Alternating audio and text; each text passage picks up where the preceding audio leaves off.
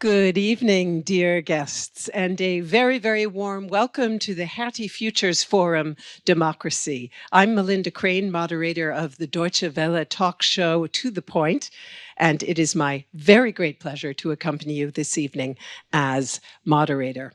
This is the second in a series of events that explores some of the fundamental challenges of our time, in celebration of the Hertie School's 20th anniversary. Hertie was founded in 2004 with support from the nonprofit Hertie Foundation. The series, as I said, explores fundamental challenges, and what better challenge for this evening than risks to democracy? Our title is Democracy on Trial. And the trial begins, as it were, next year in 2024, when more than half of the world's population will have the opportunity to vote. That's 4 billion people in places ranging from the Europe and the US to Mexico, Russia, Pakistan, and India.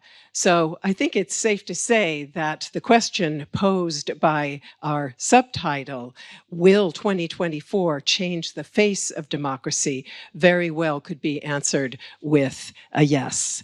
Just a quick word on our program this evening, if I may. We will begin with greetings from our host. We will then hear a keynote from the head of the Federal Chancellery, Wolfgang Schmidt, whom we're very honored to have with us here this evening. And we'll then go right into our panel discussion with outstanding speakers to address our key challenge. And we're also very much looking forward to interaction with you, dear members of the audience. In the latter part of our panel, I will take questions and comments from the floor. So with that and without further ado, it is my great pleasure to hand over to our host this evening, the president of the Hertie School and professor of international political economy, Cornelia Wohl. You have the floor.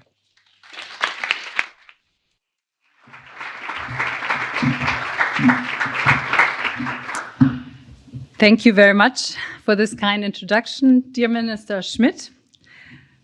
Dear Lily Fischer, who is still on the train trying to get here, but I trust will get here very quickly. Dear Steffen Mau, dear Andrea, dear Helmut, dear guests and friends of the Hertie School. It is my great honor to welcome you here tonight for this Hertie Futures Forum on Democracy. This event series marks the 20th anniversary of the Hertie School, but it is also for us an opportunity to reflect on the previous 2 decades and to chart the way forward with innovative solutions to the challenges facing the world. Today's topic, democracy, is one that is incredibly close to our hearts, as our founding organization, the Hertie Foundation, has strengthening democracy as one of its core missions. The Hertie School was founded as an educational project, one may say, to promote democracy. So it is fair to summarize, democracy was put into our cradle, and we're eager to think through the challenges of democracy with this fantastic round of distinguished speakers for our coming of age celebration. 2024, the year we're about to enter, is indeed the biggest election year in history. More than half of the world, we've heard, will have the opportunity to head to the polls in elections in 40 different countries. And that means several billion of people will put their political fate into a ballot box. Yet despite this widespread access to the electoral process, we know that we are nowhere close to witnessing a triumph of democracy or a triumph for pro-democratic forces. Quite on the contrary. Elections in many countries will further entrench corrupt authoritarians or bring them into power. In liberal democracies, institutions created to safeguard the system are under pressure or hollowed out, and parties on the political extremes are gaining votes by promising explicitly to change the system away from political competition, checks and balances, and the ensured protection of minority rights. This brings some of the most important questions of our time to the fore. What should supporters of democracy do to counter these growing anti-democratic forces? How can democratic society build resilience into their systems and make sure that the system can deliver for everyone. And of course, what can those working in academia do to strengthen political institutions and society in this era marked by democratic backsliding? We're privileged to have an impressive panel of experts to discuss these questions. First, we will hear from Wolfgang Schmidt, Federal Minister for Special Tasks, who currently serves as the head of the Federal Chancellery. Prior to joining the Chancellery under Olaf Scholz, he served as the State Secretary at the Federal Ministry of Finance in the Angela Merkel government. I cannot go into his full bibliography, but I will simply add to a long list of achievements the overnight architecture of a budget compromise on, let's say, 17 billion, 30 billion, and possibly even more just today. And we're very grateful for you to take the time to speak to us at the end of such a long and probably a painful process.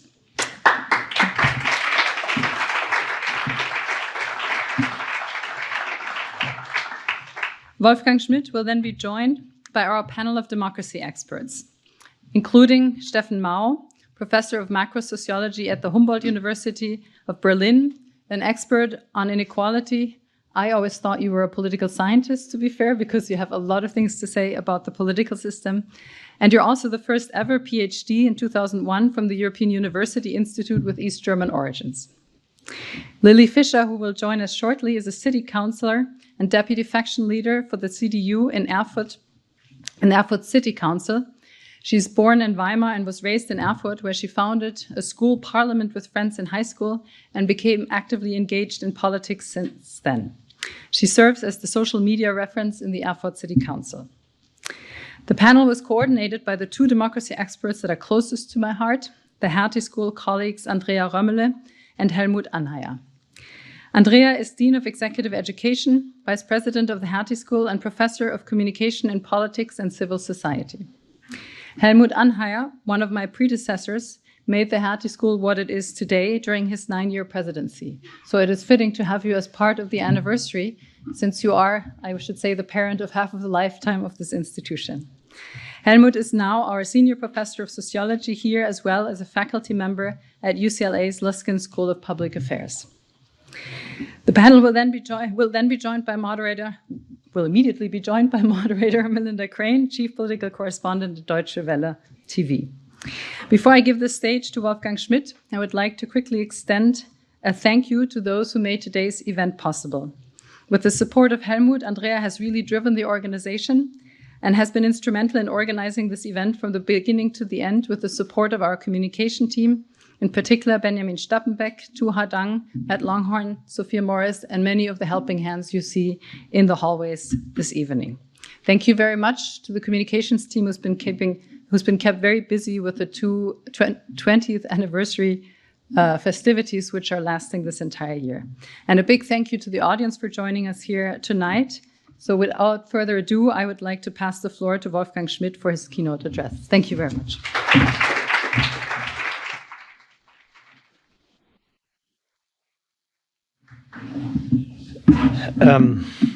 Dear Professor Woll, dear Andrea, dear co-panelists, dear faculty and students, and also distinguished guests, thank you for the kind introduction, and also thank you for having me. I'm indeed enlightened and delighted to be here and to congratulate you once again for this 20th anniversary of the Hertie School. I think it's truly remarkable what you've achieved. I said that so also in a video address. I think it's really a tremendous pleasure to see how this school has developed. And I do remember many talks at the very beginning with Hendrik Enderlein about the school, what he wanted to achieve. And I still feel this loss very much, that he's no longer with us.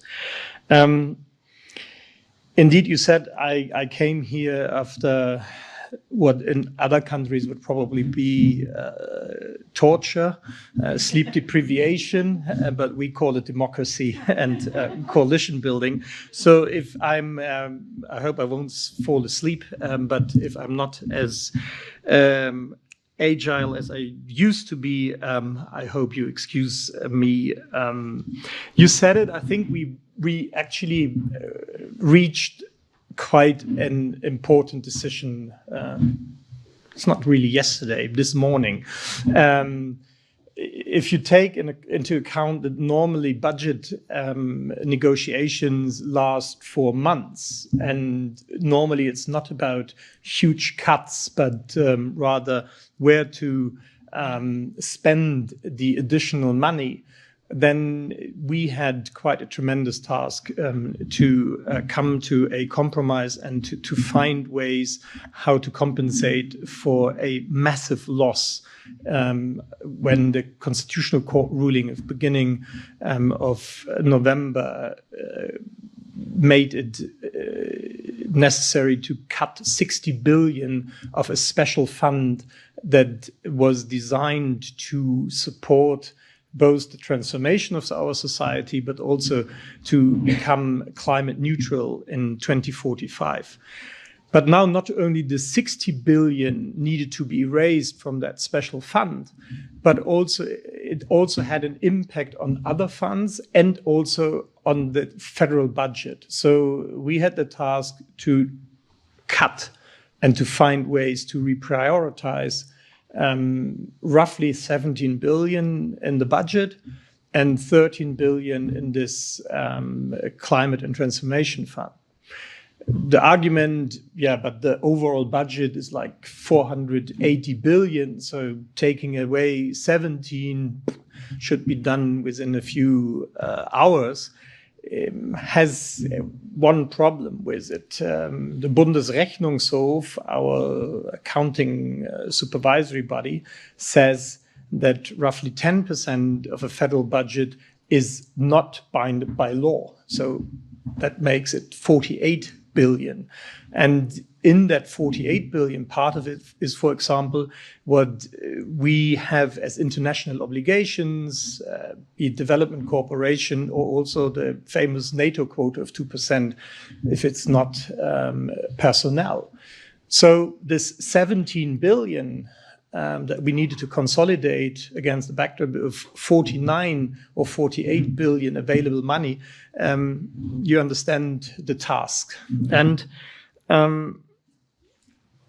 I think what we did during the last 4 weeks might serve as a good example of democracy, actually, because we came from very different standpoints, which is the case in this three-party coalition. First time in the modern history of Germany that we really have 3 different parties with 3 different parliamentary groups having a coalition. And even though we were having these different standpoints, we found a way to agreement. In Germany, we have the saying, einen Kompromiss ringen, to wrestle in order to reach a compromise. And I think that's exactly what we did. And boy, we wrestled a lot, and it was very exhausting. But I also think, and this is not only true for this budgetary decision, but also for the way we do politics, that once we reach a compromise with these 3 parties, we do that as part of the societies and part of the societies that are represented by these 3 parties. Now, obviously, starts the selling bit, and that's where I'm a bit nervous, because my colleagues are still demanding papers, explanations. They want to know what does it mean for my budget. Our parliamentarians demand more information. So that is what you see also comes after the compromise. It's not enough just to find a compromise, but you also need to sell it or to communicate. And you might say we are not as good in communicating as it is necessary. I'm happy to discuss that as well, because it might be part of a problem that this communication question goes deeper than sometimes you read in the newspapers.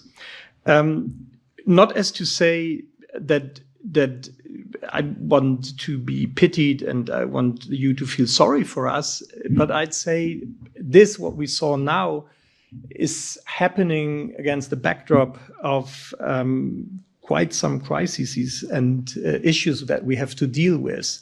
You might compare that to Monopoly board game, where you are handed an Ereignis card, no chance cards. And I have the feeling we've been handed chance cards quite regularly. So we formed this coalition. Dare More Progress was the title of the coalition agreement, to really make it happen what needs to be done. We've burned oil, coal, and gas for 200 years since the Industrial Revolution, and now we have less than 22 years till 2045, where we need to be net zero. That is probably, for the Western economy, the biggest transformation last 100 years. So that was the main task of this government. And that was the coalition agreement. And then comes the 24th of February 2022, and the chance card is handed. A brutal dictator invades the neighboring country. You are witnessing 1 million refugees coming to your country, and you are obliged to deliver weapons to completely change the historic course of your country when it comes to international cooperation, and so on and so on. So that is what we've been seeing, and I don't want to go through all the other chance cards that we saw, but that might give you an idea why it's not all easy peasy what we are seeing. And I mean, I guess we will be talking tonight also about how our democratic institutions are working. I would say they are. But at the same time, we see that support for the government is in decline. It's a very complicated issue to talk about that as a politician, and I don't want to blame the media, obviously, but I think we need to reflect maybe in fora like these.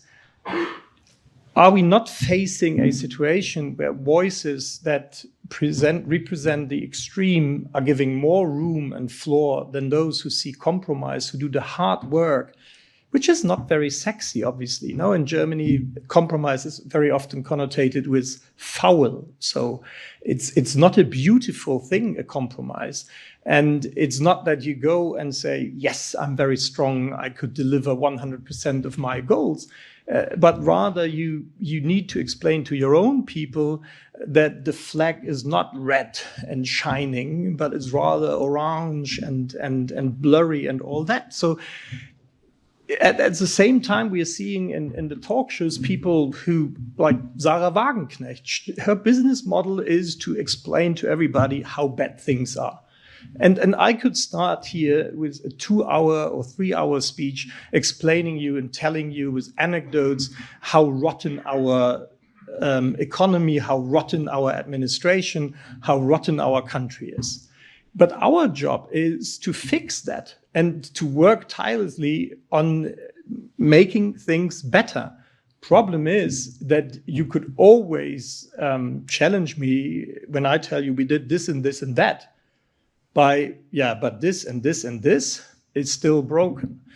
So I would hope for a society where we cherish more people and politicians and parties that actually work on solutions rather than just saying and talking about the things that are not working well, even though obviously we need that to be the pain in the ass, to push us and to not become complacent. If we talk about, and I hope we have time for that, when obviously we think a lot about why are we in this situation with the AfD and with the right-wing populist party. And I think one question is that they lost confidence that the future will be better. And then, as Steffen Mau rightly pointed out, there are some trigger points like migration, like high inflation, like a law that was not very well communicated, the Heizungshammer on heating pumps that lead to this feeling that the future will not be good. And just to explain you that in one example, what we can do as politics is the decision that was established by a commission during the last term of the last government, and that was how to phase out of coal, lignite, and soft coal. We know that this has a severe impact on many regions and on people. And then there is a tendency that people say, yeah, you just need to compensate the losers of globalization, or in this case, of the need of this transformation. But proud blue-collar workers do not want to be compensated. They love their job, and they want to be proud of their job. And this idea, we just compensate them, and then they're happy because it's all about money, I think is fundamentally wrong. And also the prospect of them, we will have some artificial lakes in the Lausitz, for example, and they could rent out sailing boats or sell ice cream, a third of the former salary, and not as masculine as the former blue-collar machine-driving job. Won't work. So what we did with that compromise back then, we said, okay, we set aside 40 billion euro over the course of, until this, back then it was 2038, to not only give them a clap on the shoulder, it will all be good, trust us, but to showcase in real time, in real life, that actually this transformation has something in for them. And so, for example, Deutsche Bahn established a repair center there where there are these high-paid, qualified, blue-collar jobs. And I think we need these concrete steps to make people understand that this transformation is not something about losers.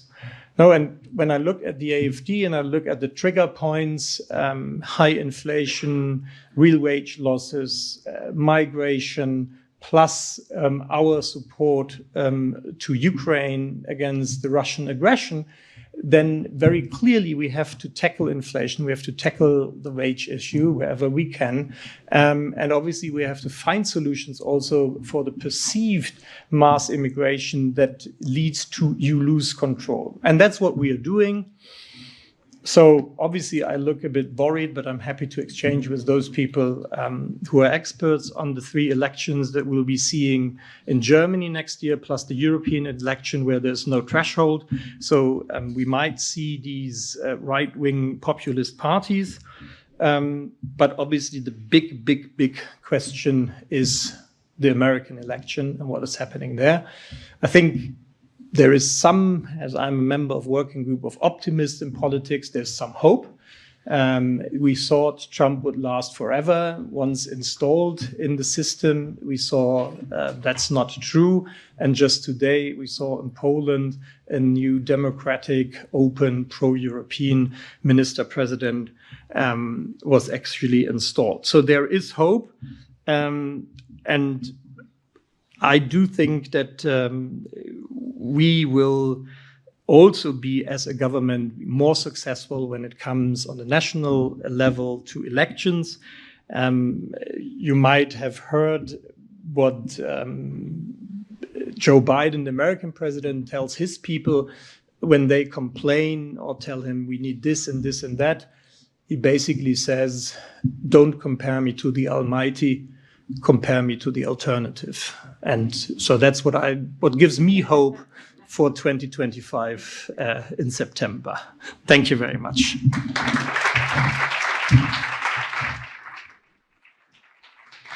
Thank you very much, Wolfgang Schmidt. And you don't even need to sit down. You may come right back to the stage. And if you would take that seat right there. And I will ask all of our other panel members to now please also join me on stage. And let's group the practitioners here and the academics over here. So Andrea, if you'll take that chair.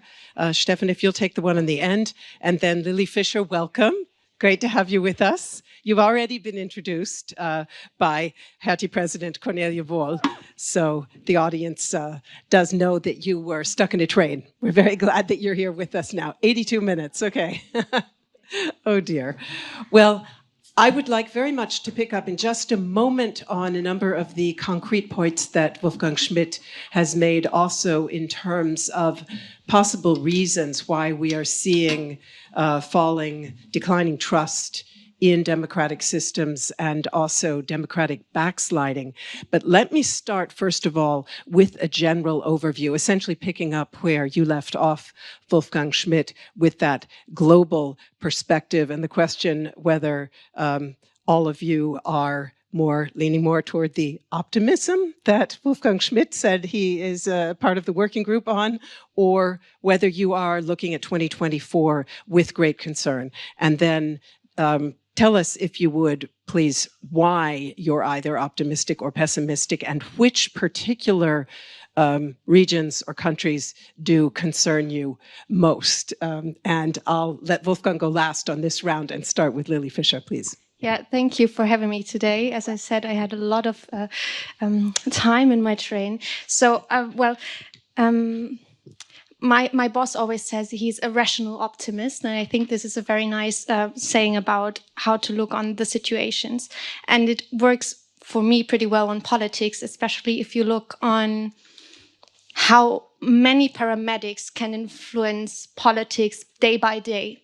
So, of course, I want to be optimistic. But for me as a Thuringian, if we look at the polls at the moment, if we look at, we have all of those elections. We have like the local elections, we have the state elections, we have the European elections. We also vote for the mayors all over the state. So we have everything together. And for me, it could be a very hard year or a very lucky year. And this will be influenced by so many paramedics, and it will be influenced by the European election and how many people go to vote at the European election, especially because we have the local elections at the exact same time. So I'm optimistic, but more of it, I'm hopeful that it goes out very well. And we're doing our best fight to make democracy win in the end. Andrea? Yeah, thanks so much, Melinda. I think I would also count myself as being part of the optimistic part, but I think we've also learned how wrong we can actually be. It started with the Brexit, then with Trump. So, if I look at the US, I wish I could be more optimistic than I am, to be very honest. If we look at the polls in the swing states, they all speak the same language. They see Trump ahead, and the real general campaign hasn't even started.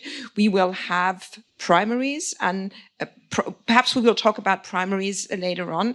That is something that's a poison, from my perspective, to a democratic system, because it basically polarizes the camps before they actually go into the general election. And we have candidates that are quite advanced in age, but I think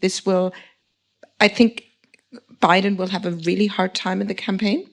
As much as I like being embedded in campaigns and watch campaigns, very close, I don't think I want to be part of that one, because I just feel that there is quite something at stake. And I think what the US also shows us, because we're looking at the future of democracy, right? What the US shows us is what actually happens to a state that fails to reform. Right, we have we have an electoral college that is completely out of date. This is not the way we should do elections anymore. I've mentioned primaries. Primaries, from my perspective, are a poison to modern democracies. We have gerrymandering going on. So, to sum that up, I wish I could be more optimistic when it comes to the presidential campaign in 2024. And I gather you're telling us that of all the elections due to be held next year, the US election is for you perhaps the most important? of course, also the elections in the three East German states, of course, are of utmost importance for a scholar that is also based in Germany. But I would say that the U.S. election, when we also look at what the consequences for Europe will be, what the consequences for the support of the Ukraine will be, are tremendous. Thank you very much. And Stefan, finally, your vote. Thumb up or down? I'm coming from the more optimistic camp, but I'm turning into a pessimist.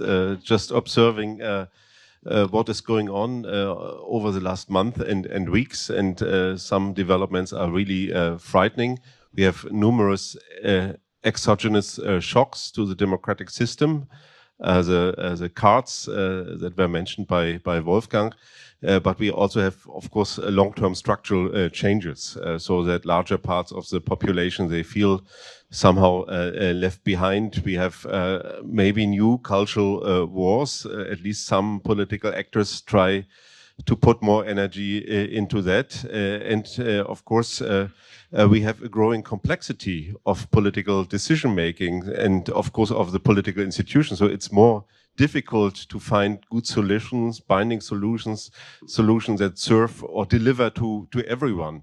And under these circumstances, in particular looking at the East German state elections, I'm more and more skeptical because we do not know how to deal with a possible or potential outcome, given the surveys now and the polls.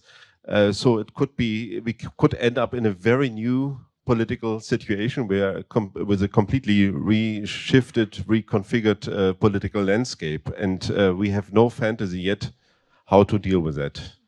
Thank you very much. And Wolfgang Schmidt, the overview, you told us you are a perennial optimist, or you try to be.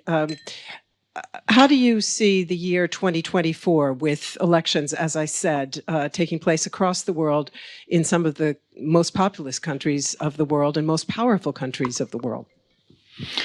So I guess the Russian election is not so worrisome because the result is already clear. Can't get much worse. Yeah, well, you never know. Obviously, the American one will have the biggest impact on everything. And that is why Putin is betting on it. And that is why most probably he will also try to influence and interfere with that election, which, by the way, is a big problem now for many Western democracies, that we handed the tools to destroy our democracy from within to malign actors. And yes, I'm worried. And I'm also worried that in such an established democracy, an election becomes a nail biter. It shouldn't be. And a candidate that is so clearly out of everything should not be nowhere near 50%. And I have witnessed a Trump administration in the finance ministry, and we were the lucky ones. So our counterpart in the treasury were the most reasonable people probably in the Trump administration. But I had also had contact and exchange with the White House. And I think one of the biggest problems is you don't know these people. Normally, if you have a change between Democrats and the Republicans, you know who's coming in. So you know them from the think tanking community. And even though they're in opposition, you maintain in contact, be it in Congress or also in the think tankers. And with Trump, it was already a problem that he hired B and C characters, very often not from Washington. And after January 6th, this is becoming worse because even people like Mike Pence and all these kind of reasonable Republicans now left him. So the big question is, who will be the people that stuff a possible Trump administration? And we can now read playbooks done by foundations. And if you look how they prepare for such a moment, that really worries me. And yeah, that's something. If I look into 2024, that's not a good thing. And this is why he says he'll be a dictator for one day, the first day, because that's the day when he puts those lists into place. Let me get us away from the US a bit. Is that where your point was going to go, Andrea? Because okay, what I'd like to do is clearly the US is symptomatic in many, many respects of what we're seeing that is undermining democracy. But I'd like to widen it out a little bit so that we talk about causes for democratic backsliding and causes for declining trust, perhaps beyond one country, but what we're seeing in a wide range of democracies. And you mentioned, Wolfgang Schmidt, in your remarks, the fact that compromise, which of course is the very essence of democracy, is not always celebrated anymore by citizens. Where is that coming from? What does that reflect? Well, I guess we have people that are better prepared to answer that questions because they also researched it. My take, it has something to do with the internet and social media, and the fact what we see in the US, obviously, that this one fireside where we all come together, at least in the US, does not exist any longer. So everyone has his or her own facts. And so there's no common ground to talk. And as we learned from Stefan, we are far away from that. So Ezra Klein's book on why are we polarized is not yet here. But I do fear all these attacks against public broadcasting will lead to such a fragmentation. And if we recall the COVID times and all these people that got into this idea that there is an alternative fact, and they found proof for that in their Telegram groups and among their people, that seems to be a problem. And then on the professional media, and again, as a politician, one has to be super careful, but I do think that online media obviously accelerated the frequency of the political discourse, because it's not you on radio, obviously, on television, but like traditionally paper media, a newspaper, they ended their day at, let's say, 6 o'clock, delivered their article, and then next year the newspaper appeared. Today, journalists, under a lot of pressure, also economic pressure, have to produce a new headline every 2 hours to be still relevant and online. And then we know this phenomena of clickbaiting.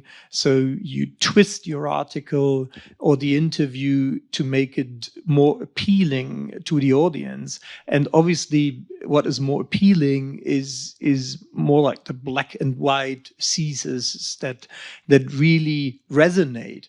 And so you can see that now. With the other day, we had a front page of the Spiegel with an interview with the Chancellor about migration. If you read the interview, it's a balanced piece where he explains his position. The title was completely different, and even the quote was, I would say, a bit twisted. But why do the Spiegel people do that? Because it sells way better, and it gets to the news agencies, and they start a discourse where it always is like, in a Spiegel interview, the Chancellor. And so that is, I think, spurring what we are seeing at the moment, and that worries me. So let me ask both Andrea and Lily Fischer to comment on this. Andrea, you are a professor of political communication. Would you agree that social media in particular, but that we journalists in general are driving a lot of what's happening in terms of polarization and declining trust?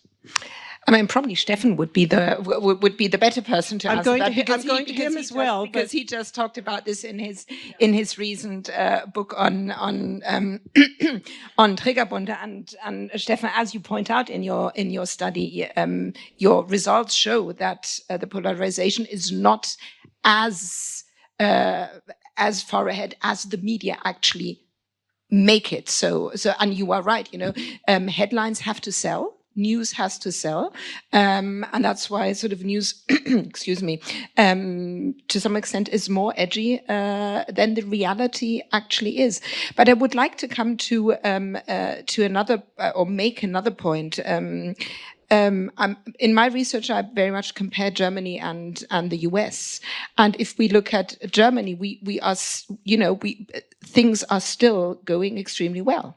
And I just want to give one example, and I've tried to make this point public. No one was really interested in it. So I'll try it again here. Perhaps you're the audience that is thrilled about it.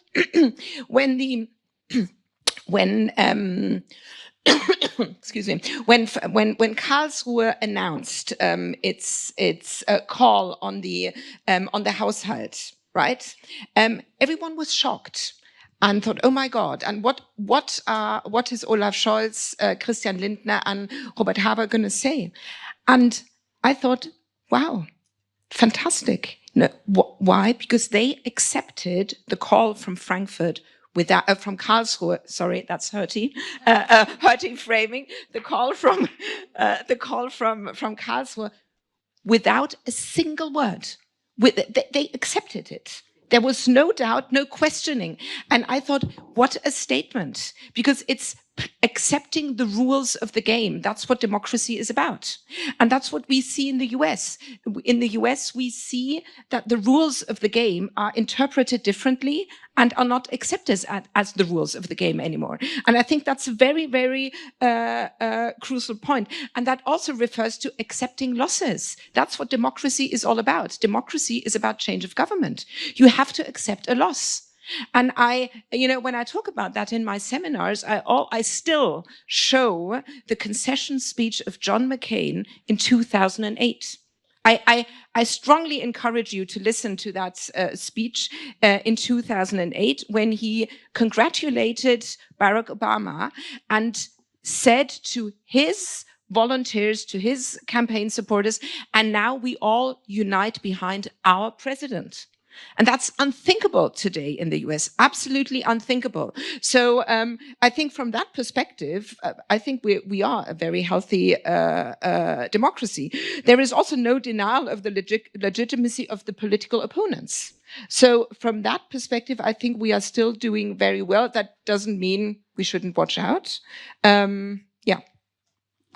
Thank you. Let me just go to Lily first to talk a little bit about social media, because as Cornelia Wohl told us earlier, you do in fact act as expert on social media for the CDU. Work, yeah.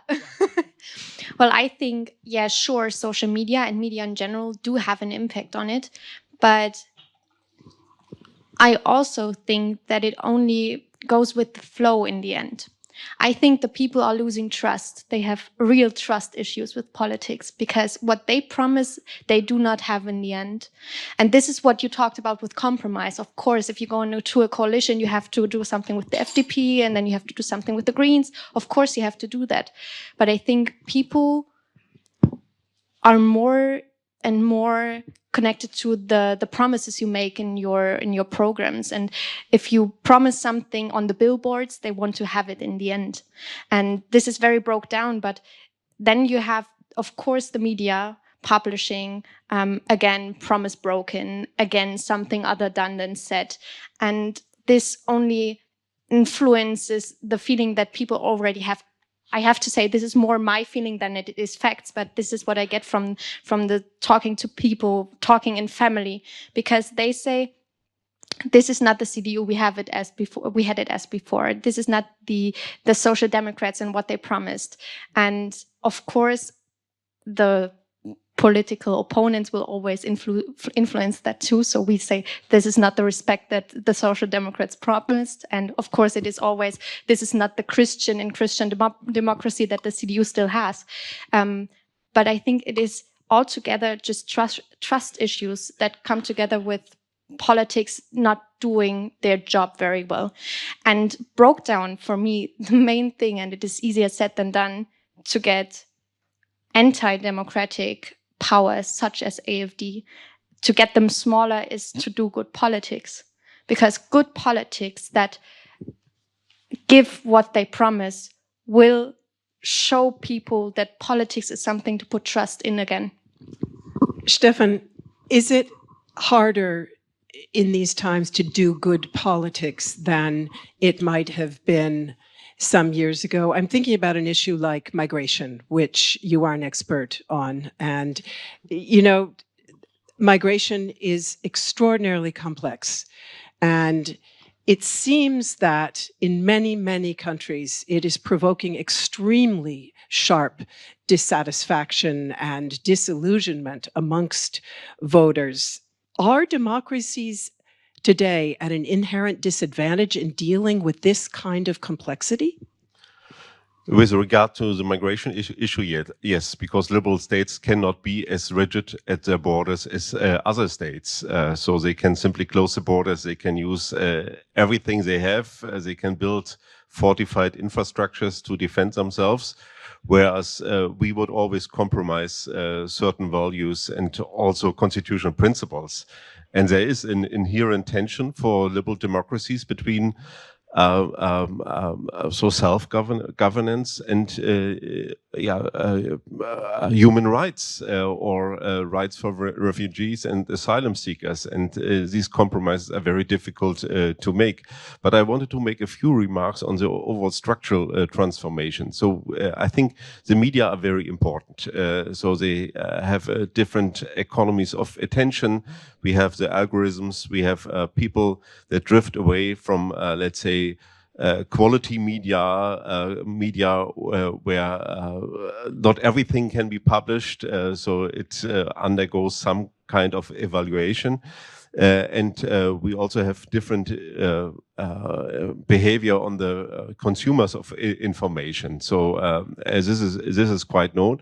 But I think this triangle between politics, the people or the social structure, and media has changed quite a lot. And one argument that I always make is that the fringes are very noisy, and the middle is relatively quiet. Some people talk about, or there's the term silent majority. I don't like that much because it comes from a different type of discourse. Die stille Mitte. So the middle is relatively silent. Why is that the case? Because they are not as committed to the classical political parties as in former times. So fewer members, but they also have a lower degree of loyalty to the established political parties. So whenever something changes and you don't like it, you move to another one. And so the major parties are not as distinguishable anymore. And we can see in former times it was like belonging to a family. So you once voted for SPD, you did that your lifetime, and your kids did it too. But now one of the candidates says something, you are totally annoyed, and you go to somewhere else, and maybe you return. And these under these circumstances, of course, what plays quite a big role is kind of affect politics. So dealing with emotions of people. Some people even talk about hyperpolitics. So in the current situation, the institutional forms of politics is in decline, whereas the degree of politicization of society is growing. So everything can be politicized, and the established political parties do not control the public sphere as they did in former times. So something pops up, you have to deal with it, and most often you have to deal with it in a way to limit the danger for your own political constituency and program. Andrea, maybe you can link that. I know you want to make a remark, but maybe you can link what we just heard to the challenges that are posed by the lack or the fragmentation of the old big tent political parties, Die Volksparteien in Germany, but of course this is occurring in many, many other countries as well. So if you'd perhaps try to draw that comparison. Absolutely happy to do so. I just wanted to add to what Stefan said from sort of the electoral researcher's perspective. I mean, what guided people when they casted their vote in former campaigns, right? It was party identification, how close people actually felt to a political party. In the European context, party identification is more of a concept of the US literature, but it was also translated to the European context. How close you actually felt to a political party, right? And we had in the 60s, 70s, and 80s, we had up to 80% of people who actually had a party identification. Now, that party identification, how close you feel to a political party, has diminished tremendously in the eastern part of the country. It never has been that high. So that doesn't guide you for your vote anymore, right? So personalities was another element that guided you in your decision to cast your vote. How, did you actually like the person, the candidate? And that still plays a strong role. In addition, and I'm trying to translate that term, the German term would be wahrgenommene Problemlösungskompetenz, also the perceived perception of the competence of a candidate, very important. Whether you think that candidate can actually solve those issues. I think that was a dominant selling point for Olaf Scholz. But that is also diminishing. And now, as we already said, as you also pointed out, Steffen, it's emotions and it's distrust in politics. That's what is driving a lot of votes at the moment. Coming to your questions to political parties, Melinda, what is the role of political parties, right? It's to aggregate interests, to organize elections, and very important, in parliamentary democracies, it's only political parties that recruit personnel. And here we sort of see the link again to the US. That's missing in the US. We have primaries there. Parties do not play a role in recruiting the candidates. And, as much as there is talk about, well, in parliamentary democracies, we have these technological politicians and so on, that's a blessing. That's a complete blessing. Really, in the US, I think we've seen one political party essentially become a movement. It's a Trump cult, essentially, now. And that also has changed the very nature of the party itself.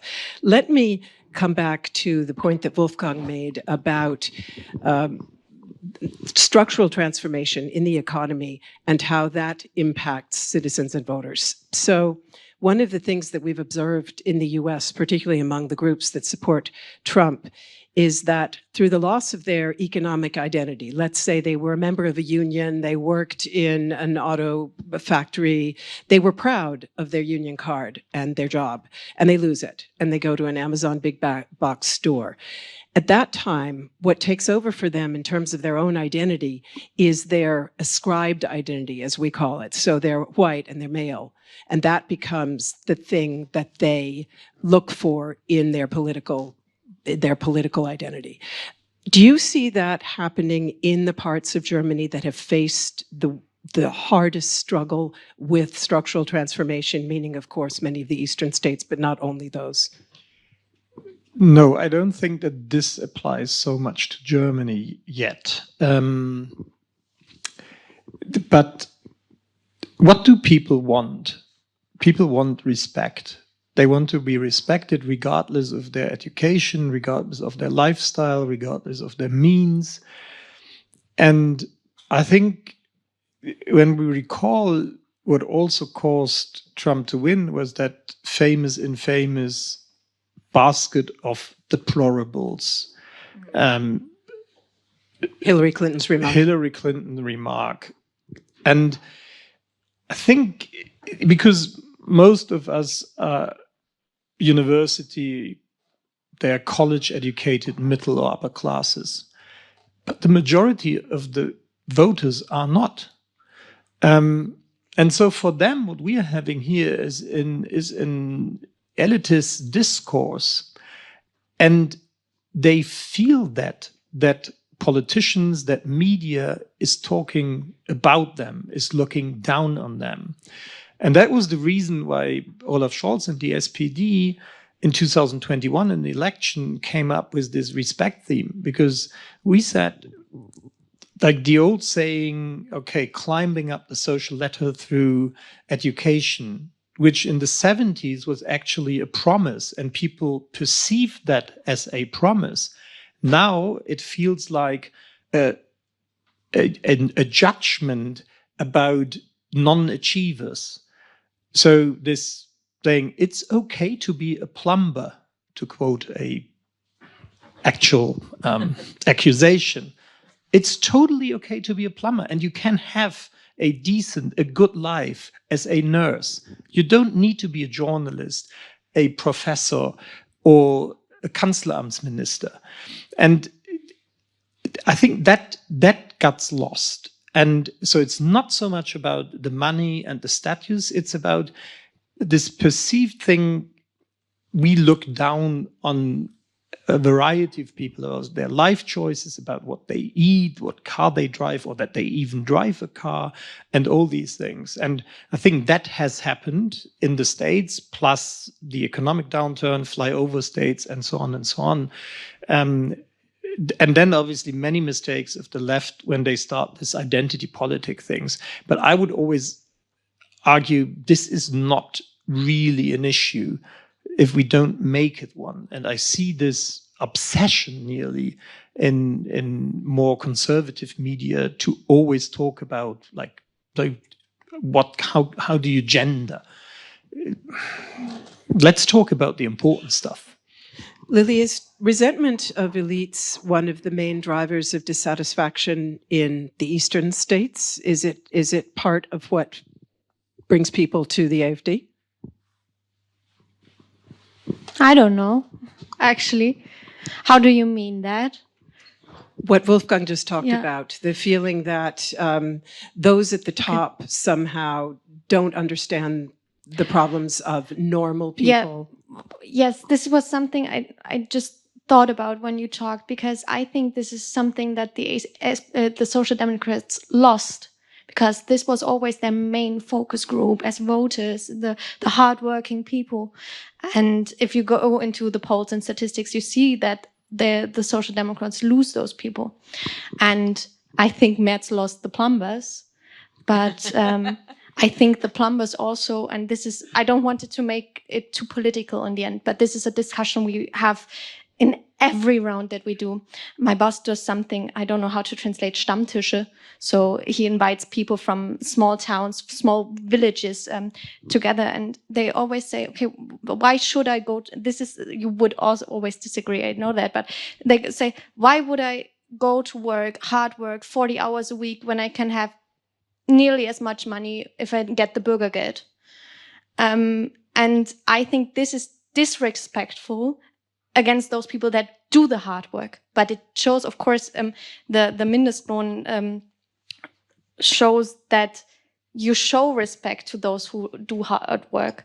But it goes a long way to put those two people together, because those who did the hard work before, who have their own business, own small business, are thinking about, maybe I close up, maybe I quit my people, or I try to come through with this. Mainly those who do the building industries. So this is what we talk a lot about, and we lose the people right there, because then the AfD comes and says, we hear you. We hear you. Here's our solution. And then they come with, I would say, very left solutions like 20 euros as minimum wage per hour. And they try to get solutions, but they don't work. And then we have those protests where they talk exactly about those problems. We had a protest about the budget of Germany today in front of the Thüringer Landtag. So people talk about that at the Thüringer Landtag, so at the state parliament. And I think it all gets crowded up so much, and the discussions are not so informed. And then we go back to what I just thought about when we talked about media and the influence of media on all this is, I think the people get to see, because we have those bubbles, get to see the media and the opinions that they already have, but it just gets stronger with them seeing it. And this influences, or this is the influence by media. I think this is very crucial in the end. And you have those bubbles. There's sometimes I see Facebook posts from CDU members that are not my best friends. And then I see those posts and I think, okay, well, might be right what you see, but I hate it that you posted it. And this shows me how my perspective of opinions, even influenced by people, is for myself. And then I can only think about people who hate the politicians that are on top right now and how they are influenced. And all this together, I know this was very strange in my mind, but I just had to put it together. All this together makes AfD strong, makes the political extremes strong. Stefan. Maybe I can add to that, because what I observe in East Germany is a very strong disconnection between the political sphere and the people. It has, of course, historical roots and did not fall from heaven. So the party membership was always very sparse, and in East Germany, very few people actually are members of political parties. Just half of what you find in the West German or Western states. And there's also a high level of distrust or anti-elitist attitude among the people that also comes partly from the past. It has also to do with the unification process and the disconnection with the political during that period. And there's a very high degree of political inequality. So lower educated people, low income people hardly go to the elections. So they do not use their political power. They are hardly represented within the parliaments and the political parties. And it's a kind of vicious circle. Because they feel that they have no political impact, there are no means of transmission their own interest into the political system, and so there's no reason to go to the elections, and you abstain from using your political power, and it becomes even worse. And for the parties in charge, they would say, why should I care for these people? They do not vote me anyhow. So there's no reason really to make a fuss about the low income people and so on. I know some parties try to do better, but I also see what you reported, that what we called class struggle in former times between bottom and top has shifted somehow to a horizontal struggle within one class. With a lot of talks about deservingness, the right people, the difference between going to work and receiving public benefits, and so on. And as long as we are occupied with these kind of talks, of course, we will not talk about the bigger issues. And this is inequality in this country. We just had a very impressive documentary in the German television about the super rich people, and this was quite impressive, I have to say. But we have no public anger, no big discussion. Maybe it comes up now. But given the coalition, I think we will not end up with a new inheritance tax or wealth tax. So it's rather unlikely that something moves there. But this is an issue, and not what people get on social benefits in comparison to the low-income sector. So let me ask all of you now to talk a little bit about solutions, because I want to open soon to the audience, but I'd like to do one quick please, of discussion about what we need to do to revitalize democracy. And we can start here at home in Germany, but if you have thoughts on other countries as well, please share them. And certainly that goes for the EU as well. We're going to see the EU go to the polls. And as we know, participation is often low, and the EU often seems very far away to many people. So for me, that would also be part of the discussion when I say starting here at home. Wolfgang, you talked about getting to yes, as we say in English, how you managed, in the course of nights and nights of discussion, not just one night, to get to this result. What are the ingredients of that kind of political compromise? And will it boost respect and trust in the coalition? And if not, how do you get the message out that compromise is necessary and important, and that some of us have to make sacrifices for it to work? Well, it seems we have not solved that problem yet, as you can see in the polling of all three parties. And no, Lily said, I think, something very important. I always said, don't campaign different than you govern. I think that was Bill Clinton or Tony Blair. And when we, for example, in the SPD in Hamburg established our election manifesto in 2011, we were lucky in thinking, okay, what happens if we were to get an absolute majority? And then we achieved that. So because then you have no coalition partner that you can hide behind and say, this others don't let us. But you are pure and simple, okay, measured against your promises.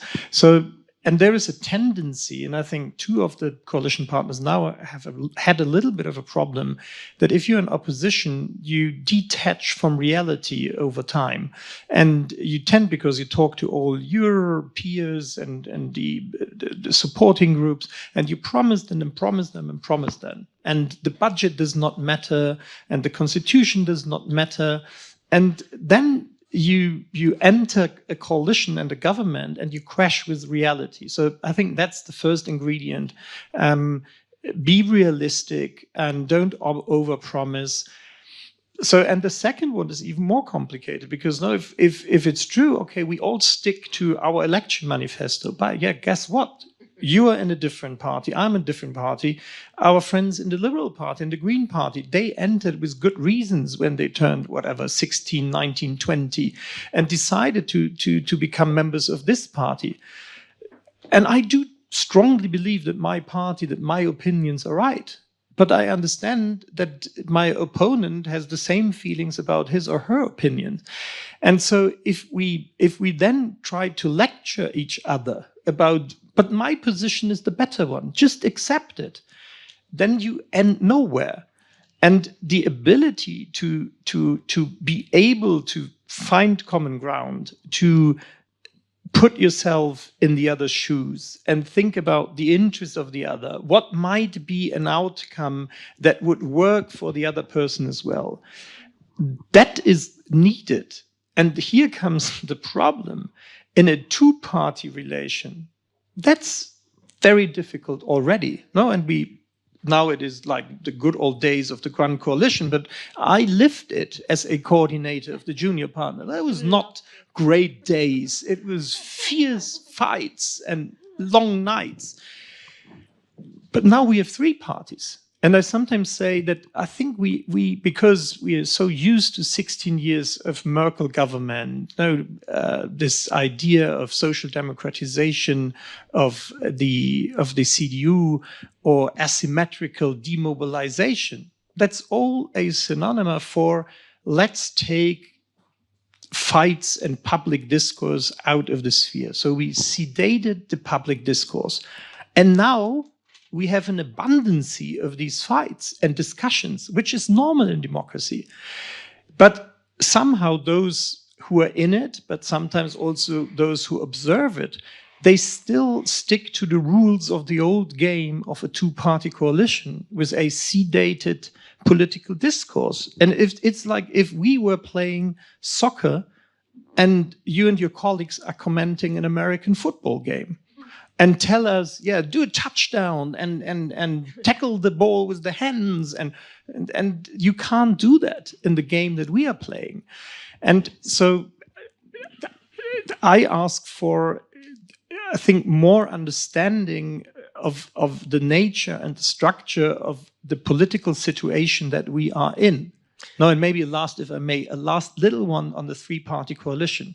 Now everybody is annoyed about it and says, oh, and Scholz is such a weak leader and he's not getting it together and he should just tell the others what to do. Let's remember 2017, October. Merkel, probably one of the gifted politicians that we have in Germany, she was not even able to pull off a coalition negotiation with three parties. They crashed in this, what we call Sondierung, so pre-negotiation talks, because of the difference between three parties. No, and those of you who have kids or where your childhood is not that far ago, two, playing together, always joyful, and you love it. Three, always one feels excluded, and after half an hour there's tears and shouting. So that's the situation we are in. And unfortunately, there's no adults that bribe you with ice cream afterwards or sweeties. Yeah, so that's what I think. Let's have political analysts, let's have journalists who understand the game and recognize that it's soccer now and not American football. Right. Thank you very much. And in fact, I think probably we journalists, we do too much commentary on politics as if it were a sport. Who's up, who's down? Not the Olaf issues, Scholz called it the John Wayneization of politics. Yeah. So it's like, okay, one is dying in the dust and the other one... There's always a winner and a loser. Lily, what do we need to do politics right? You said we need to make good politics. What for you would be the top 2 or 3 priorities that need to change to be able to do that? Yeah, well, I don't think that we don't do good politics. I have to clear this up. I think we have to communicate our politics better. And this is the main part of it. I think Franziska Giffey did something very intelligent. She framed her laws like the Gute Kita-Gesetz, good kindergarten law. And I think this is very, very smart because as you see, I still have it in my mind. I still have it in my mind as a good example. And we have to explain what we do better. We have to go out to the people because sometimes it's like the mountain and the prophet. Sometimes the mountain has to go to the prophet. The people don't come to politics and ask what they do. You have to show them what they do. And I think this is something where we lost a lot of trust within the corona pandemic because I always said it would have been so easy but expensive, but it would be easy to just write a letter to every household in the whole country. Explain what is up, what you have to do, how to stay safe. Very broke down, and I don't know if it would have worked, but I thought if somebody would have wrote me a letter explaining how everything worked, and there was so many different regulatories and whatever, but just go out to the people. In my hometown in Erfurt, we have very nice trams and they have very nice like little monitors at the deck, but they don't do the information system there like we have it in Berlin. And I always thought, okay, can we get that to the trams? And they said, okay, we have to put another monitor next to the one that shows us where the next stop is. But now we have information within the tram. So everybody who is there gets those information, what is going on in Erfurt, where is going on something. And I think those are little steps to go out to the people. And in the end, people in Thuringia, for example, are crying for more participation. So we are talking about, how to say referendum? Is it a word? Okay, referendum, great. Referendum on state level as well. And if you look on European Union, which you just said something about, we had this, I'd call it referendum about summer and winter time, and mainly Germans participated there, and they participated for don't do the change, just stick with I guess it was winter time, just stick with it. And European Union never did something about it. But this is somewhere where we lose trust. It was like a lot of people that voted there, but it's something small, but take the people serious and what they want and communicate better. Let me now ask Andrea and Stefan as academics to tell us, first of all, best practices in revitalizing democracy. What can you share that seems to make a difference in turning things around? And secondly, we've heard a lot of calls for reaching out, helping people to understand politics better, helping people to understand the need to enter into conflict and to be willing to fight for things. Do you think, are we reaching those we need to reach, or do we wind up talking to each other in the bubble too much of the time? So Andrea first. Yeah, thanks, Melinda. I'll come to that point in a second. I want to relate to what Wolfgang said about, hard campaigning. You have to campaign on what you don't overpromise in a campaign, right? I think that's what you alluded to, which is right. But I think there is another slogan by Giuliani who says, you campaign in poetry, but you govern in prose. So, and I think there could also be a little bit more poetry in the government part. What we are, and that links a little bit to the communication aspect we've been talking about. I think democracy is also a promise to a better future, right? And the positive narrative is something that we are lacking now. It was, I think we all were excited in Germany when we heard the daring more progress. This was actually a very good narrative. And that narrative got lost. It got lost in the machineries of government, in the machineries of renegotiation all the time. And I think that has to come back. Or maybe because of the war? My second point, no, Ereigniskarte, I know. card. Yeah, right. The chance card. The chance card. Wolfgang said it crashed into reality. Yeah, that's right. But perhaps we can dig that out again. I think that's one very important aspect, the positive narrative. My second is just a minor remark, which super brief, if you would, because we do want to take The minor questions. point is what I always call a democratic paradox. You know, the highest trust in government we actually had during the Corona crisis, at the beginning of the Corona crisis, when Parliament did basically not play a role anymore. Just a side remark. Right. And now my third and final point, and I try to be brief, and that really is on my mind without having any solution to it. Comparing Germany and the US, right? What can we learn from the US? The US is dysfunctional, and in the state it is in because it did not reform its system. And the question I have is, how can we rebuild our democracy, our liberal democracy, in a way that it can actually tackle the mega trends, the mega problems we are currently facing and we will be facing in the future? Thank you. Stefan. So how can you revitalize democracy? So by giving people more opportunities to participate. And if you look in particular at East Germany, most people, even more than invest, say democracy is a good thing. They are critical of party democracy.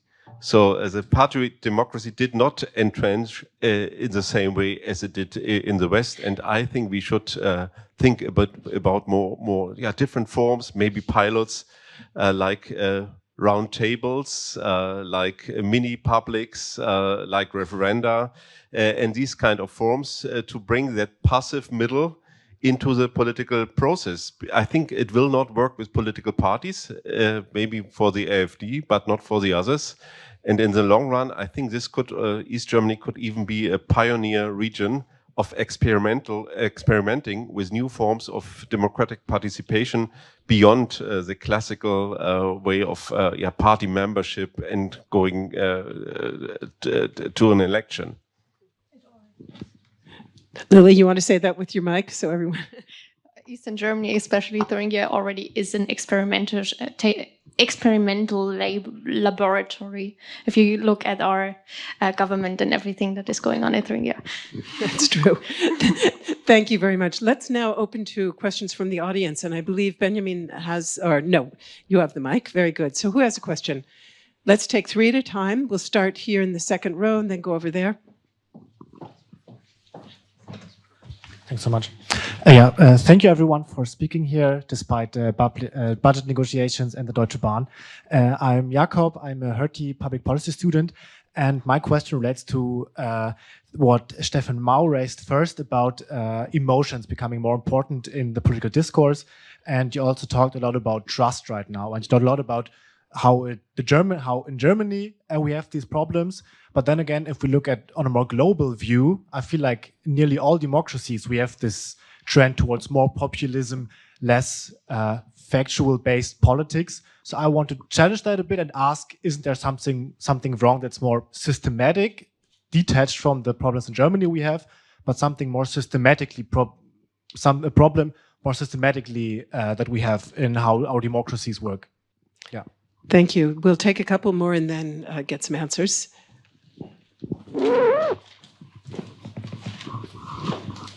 Thanks, hello. Thanks for being here again. I'm Ben. I'm also an MIA student at the Hertie School. And always when I go home to my parents in a small hometown in Lower Saxony, what I think is the most politically salient issue in that town is for not really the federal big government stuff, but the closure of a local pool, for instance. And when I think municipalities have been struggling a lot longer financially than the state might now do us. So I'm wondering, kind of, how does that restrict, like, on the local governance level of politics, the financial, like, how do the financial means restrict the possibility of different parties to shape local politics, shape like local towns, or for example, as in my case, I think in my hometown, does it mean more that pretty much every party has to say the same thing, that they have to close a local pool, and that they cannot overcome these financial means to shape the political future? Thank you. Then let's take one more. So we've got the international level, the local level. Hi, Mark Kaiser. I'm a professor here at the Hertie School. I know many of you. I wanted to get back to one of the questions that you just spoke about already on the stage, which was about elite resentment in the East. The response that we got was, oh, the parties reach out or should reach out better to individuals in the electorate. But political parties are one of the very few professions, like politicians are one of the very few professions, where Easterners are well represented. In almost every other elite that you would find in society, Easterners are way underrepresented. I see Stefan up there. So 5% of sociology professors in Germany are from East Germany. You probably have experienced that. I think it's 0% as of 2017 when the data came out of university professors in Germany are from East Germany. And you see this across the board in media also, deeply, deeply underrepresented. So to an East German, does it feel to them like maybe they're colonized, to put it in a very extreme form? Or do they feel kind of an anti-system, anti-establishment resentment when they don't see themselves reflected in the elite? And could you speak to that? Is there a need for more Easterners in the elite in Germany? Let's take that one first and go straight to Lily, because I think that was very much to you, and then we'll pick up on the others. Well, are you Eastern Germany? Yeah, you are. Okay, very good. So, yeah, I thought I'm the only one here.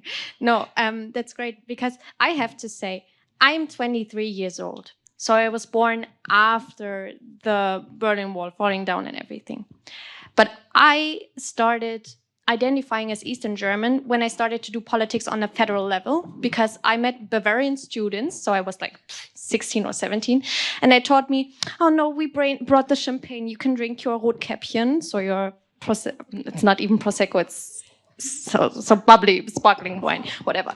And this is when I learned that they called me Zonengabi. I don't know how to translate. And I was like 16, so I did not know anything in my feelings about how we could identify.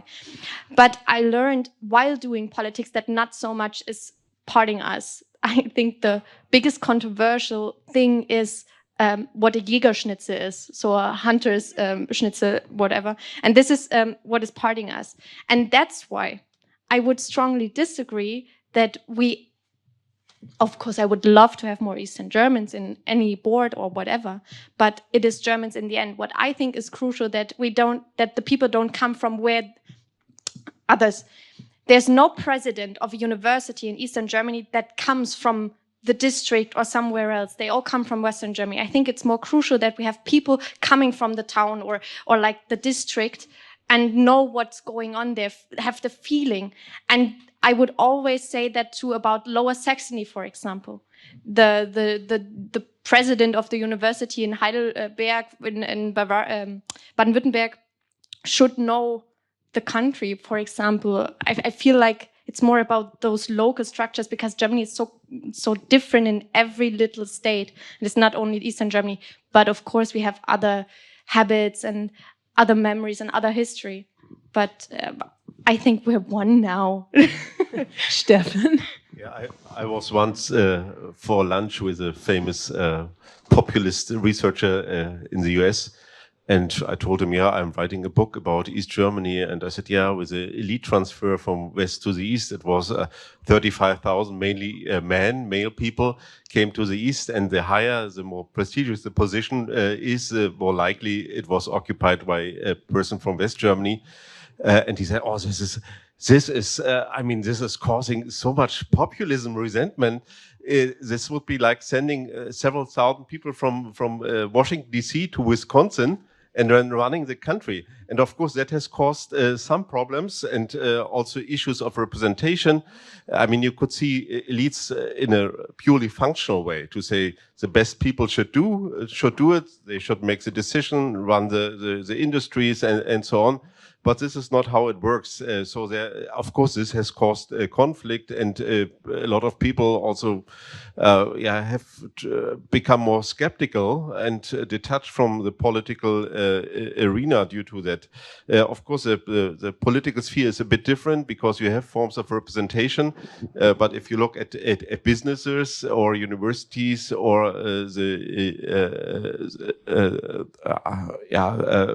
culture or media, everywhere you have a very strong underrepresentation. And in the coalition treaty, there's also a passage on East Germans, at least for the public institutions, the share should be increased. But sometimes, I mean, people also say East Germans, they do not want to take up, to enter these kind of positions. I don't know whether it's true. Maybe with regard to the first, the question on effect or effective politics, I think there is a structural shift. It has become more important over time, and the programmatic or the formative role of parties to build up a constituency, to align these people ideologically, this has weakened over time. And so other things come into play, and this is very much about emotions, about trigger points, about kind of effective politics, where people can be maneuvered to some other places. And when you talk about gender language or gender just language, then of course it's not about the issue. People who do that know that 60 or 70% of the population are strongly against that. And you can pull them into your own camp. And this is simply a cultural war that has been started now. And I think the conservatives in this country want to play with it a little bit more. If I look beyond our borders, I see how it may end. And I find that very dangerous, I have to say. Anybody else want to speak to that first question about why we are seeing these overarching trends among so many different democracies at this time? Otherwise, the other question we had was local, and the fact that all politics is local, essentially. Anybody wish to speak to that? Maybe just 2 or 3 sentences, because this is what I see at many places. That distrust also comes from the lack of administrative capacity. People have the feeling that very basic things, very basic functions within the community cannot be fulfilled anymore. The educational system, Deutsche Bahn, the public infrastructure, and so on. Many things do not function. Even organizing a funeral it becomes very difficult in Germany because lack of capacity. And if you see that at several different places, and you think, I have to take care for myself. Why should I engage in a solidaristic arrangement if nothing works out for me? And I think this is fueling into kind of state skepticism in a way that we have not seen before. Anybody else? No, I could just say, where is it? I could just say, so I fully agree with what Stefan said, and I think what's puzzling me at the moment, and that goes back to the chance cards or Ereigniskarten, Wolfgang, you alluded to. I mean, some of the Ereigniskarten we did see, right? We did. I mean, Russia's invasion into the Ukraine. Was seen as a potential coming, right? Corona hit us, but we did talk, scientists did talk about pandemics hitting us and so on. So foresight analysis, let's put it differently, we can learn from the future. But what we didn't see is the dysfunctional situation we are currently in. And I wonder why this is the case. And I do not have an answer. I don't want to close a panel with a question from my side, but that's also something that is quite a bit on my mind. And I fully second what you said, Stefan, that the dysfunctionality is something we especially see on the local level with the big issue of migration, for example. And that's why the distrust into politics is so high, because we see it in our daily lives. Thank you. Do we have one more quick question? Let's go to the back row if we can. I see a lady in the back row.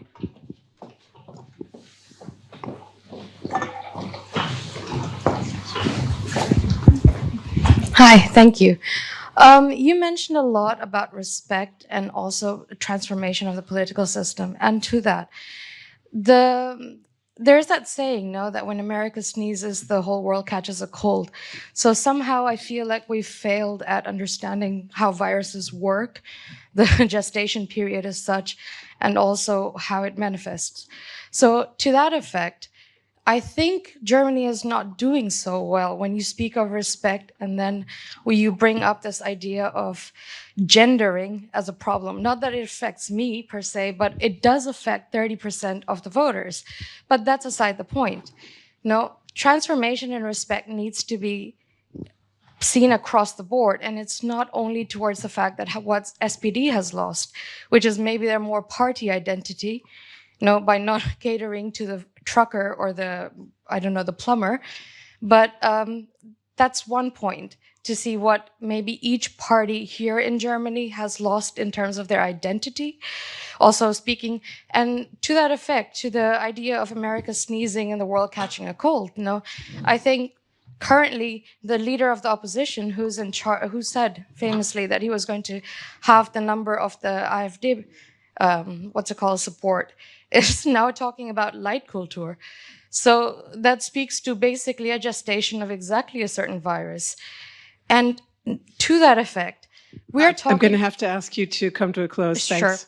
We're talking about the politics of upwards of 300 million people in the US. But what we're not talking about is 1.4 billion people who will go to the polls next year. And that's India. And they're also not moving in a great way. And that matters. Thank you. Thank you very much. And now, I'm sorry to say, I think we'll have to leave it there with the discussion. And I'm not sorry to say that it does not fall to me to summarize, but to Helmut Anheier, Hertie's former president. And I will ask you to please take over now and sum it all up for us.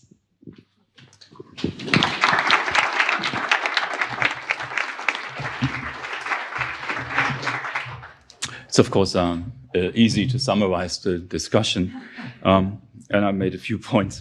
But I want to start with looking at the question that we were giving. Democracy on trial. Will 2024 change the face of democracy? And my answer to that is well, there's really nothing new there. Democracy has always been changing. Democracy has always been on trial. And I want to read you two quotes. And you tell me when that quote was written. The first one here. Of all the predictions to be made about next year, none seems safer than the idea that across the great democracies, people will feel deeply let down by those who lead them. When do you think that was written?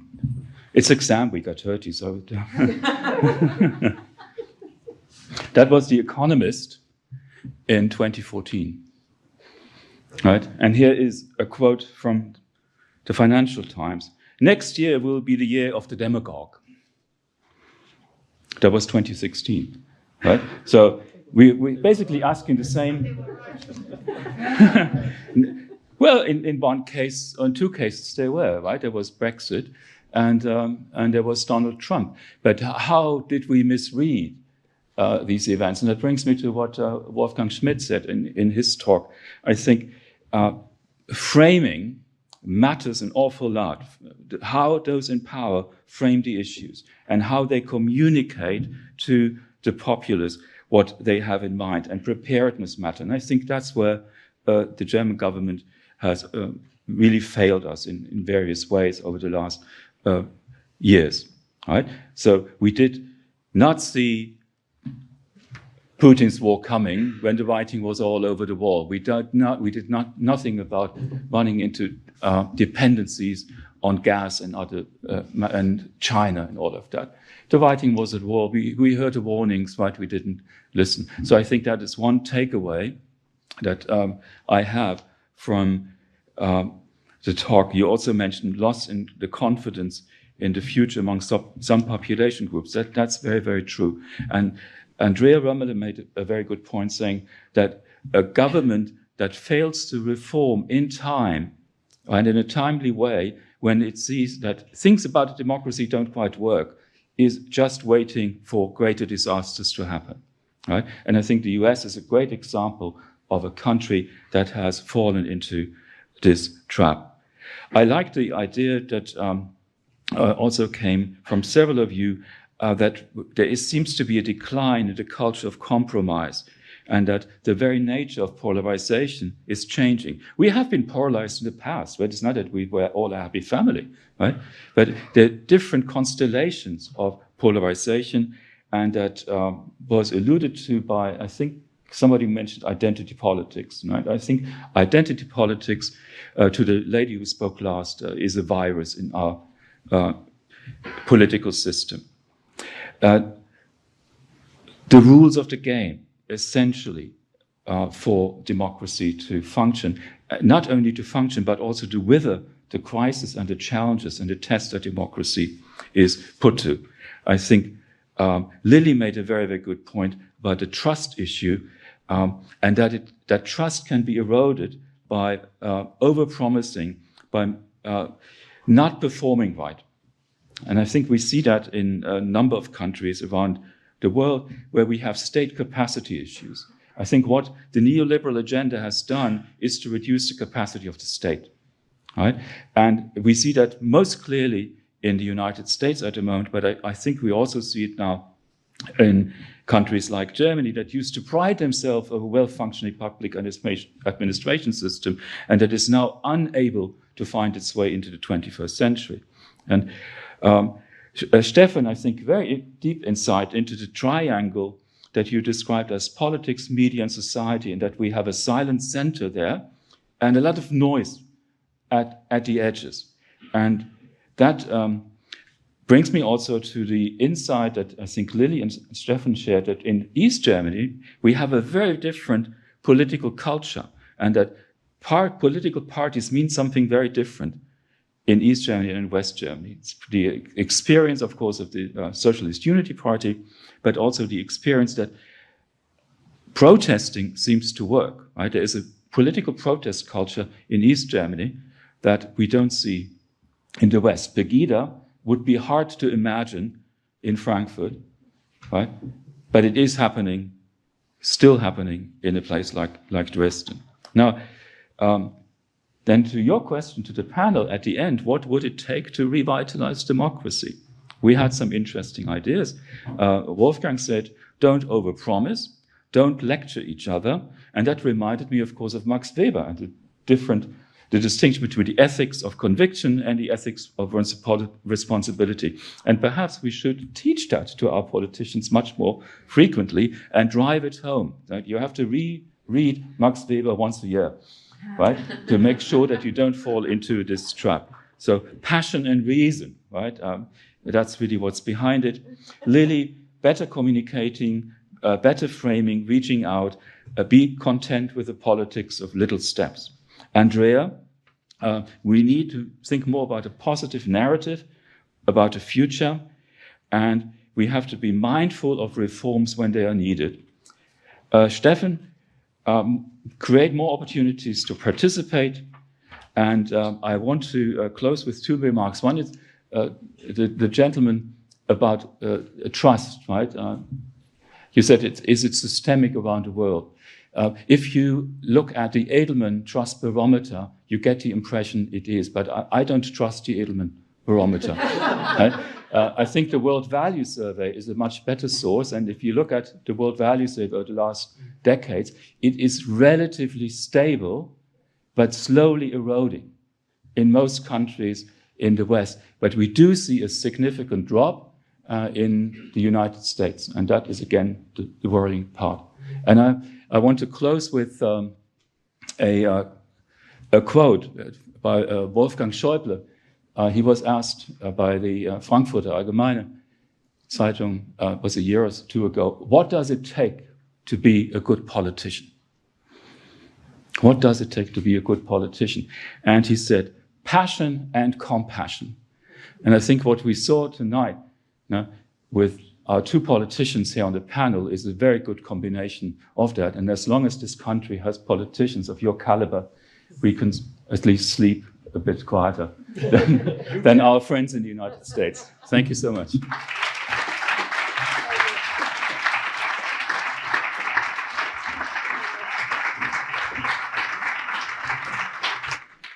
I think if being a good listener is a key attribute for democracy, then Helmut has shown us that he is an excellent democratic citizen. Thank you so much for that.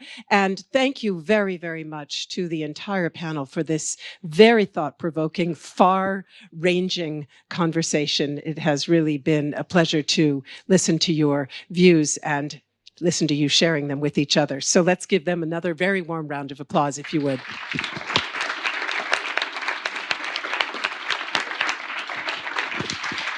And that ends the formal conversation, but you certainly are very welcome to continue the conversation informally at the reception, I believe, just outside.